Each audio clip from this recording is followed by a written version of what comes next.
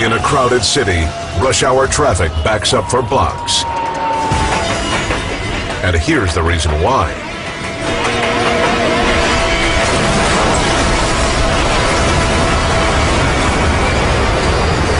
It's terror on the tracks.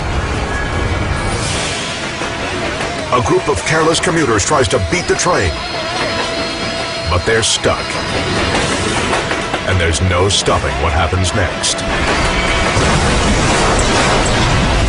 With a tidal wave of mangled steel bearing down on it, one bystander barely scrambles to safety.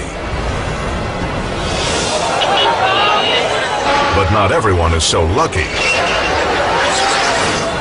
Witnesses search for the injured among the piles of crushed metal wreckage.